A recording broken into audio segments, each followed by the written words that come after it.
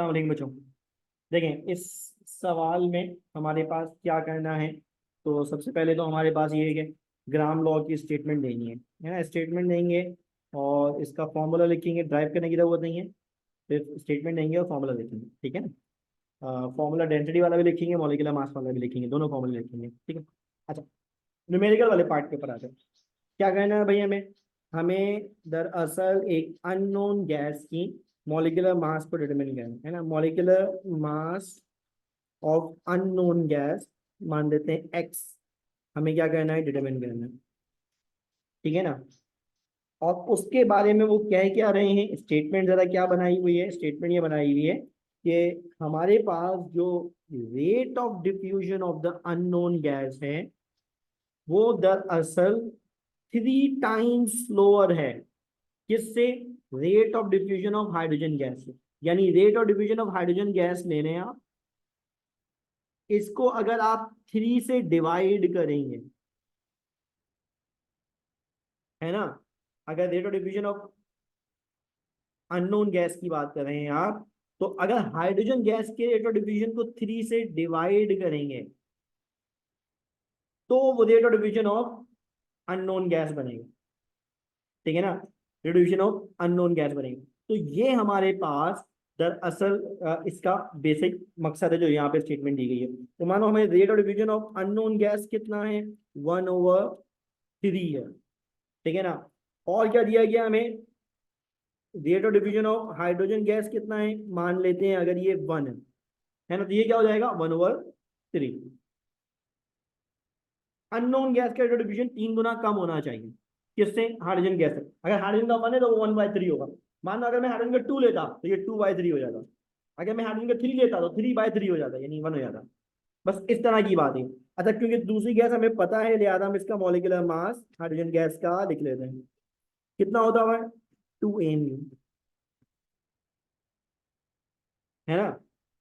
Hydrogen gas का molecular mass कितना होता है, मॉलिक्यूलर मास कितनी है हाइड्रोजन गैस अगर कहने तो H2 होती है, एच नहीं होता, H2 होता। कितना होता है, वो 2 होता है। अब ये दरअसल हमारे पास इस स्टेटमेंट से सवाल बन रहा है। अगर आप ये बात अच्छी तरह से लिख लेते हैं कि अननोन गैस 3 टाइम्स स्लोअर है, स्लोअर है तो क्या करेंगे, जो गैस दी गई है जिससे रिलेट कर रहे हैं, अगर कह रहे 3 टाइम्स स्लोअर है तो 3/3 करेंगे, ठीक है ना, डिवाइड बाय 3 करेंगे। लेकिन अगर कहते 2 टाइम्स लोअर है तो डिवाइड बाय 2 कर देंगे। अगर कहते 4 टाइम्स लोअर है तो 4 से डिवाइड करेंगे।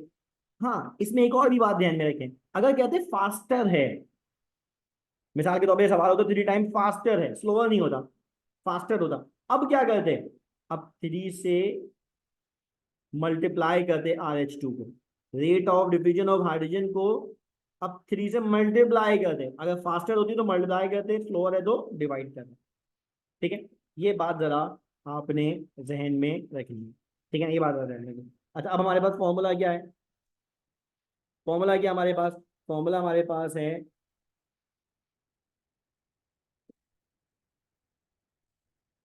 Using grams law of diffusion.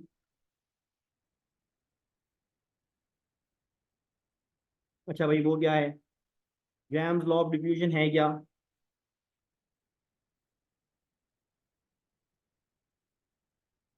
Gram law of diffusion हमारे पास क्या है, तो rate of diffusion of gas 1 by rate of diffusion of gas 2 equals to whole root of molecular mass of gas 2 by molecular mass of gas 1। अब यहाँ 1 किसी को भी कह लें, 2 किसी को भी कह लें, कोई इशू नहीं, ठीक है ना। अच्छा, मैं आपको एडवाइस करूंगा, जो अननोन गैस है जिसका मॉलिक्यूलर मास मालूम करना है उसे 2 कह लीजिए, जो गिवन है उसे 1 कह लीजिए। जिसका मॉलिक्यूलर मास मालूम करना है उसे 2 कह लें, ठीक है ना। तो मानो ये हमारी हो गई सेकंड गैस, तो ये हो गई हमारी फर्स्ट गैस, ठीक है ना। तो आर, इसको मानो हम कह रहे हैं MM2 है, तो ये R2 हो गया। ये मानो MM1 है, तो ये R1 हो गया। वैल्यूज प्लेस कर देते हैं, ठीक है ना, वैल्यूज को प्लेस कर देते हैं। R1 कितना है हमारे पास, 1। 2 कितना है, 1/3। मॉलिक्यूलर मास मालूम करना है इसका, एक्स मान लें इसे, ऐसे भी लिख सकते हैं खाली। और ये कितना हमारे पास 2। अच्छा, इसको अगर हम सॉल्व कर लें तो ये हो जाएगा 3 is equals to whole root of molecular mass of gas 2/2। अब हमें क्या कहना है, हमें क्या कहना है, इसका स्क्वायर, इसका रूट हटाना है, हमें स्क्वायर रूट हटाना है, तो क्या करें, स्क्वेयरिंग बोथ साइड कर लें।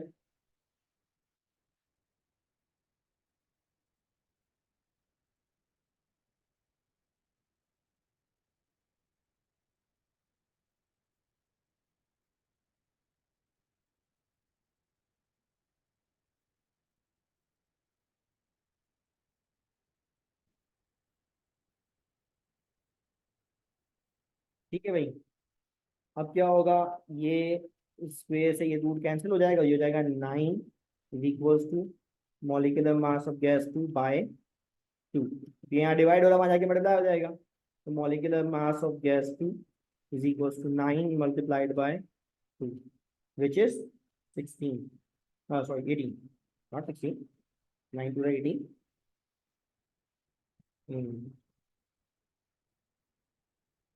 दिस इज, ठीक है, दिस इज आंसर। इस सवाल में सबसे इंपॉर्टेंट चीज ये है कि आप इस रिलेशनशिप को अच्छी तरीके से रहना, ठीक है ना, इस रिलेशनशिप, ठीक है बच्चों, समझ में आया।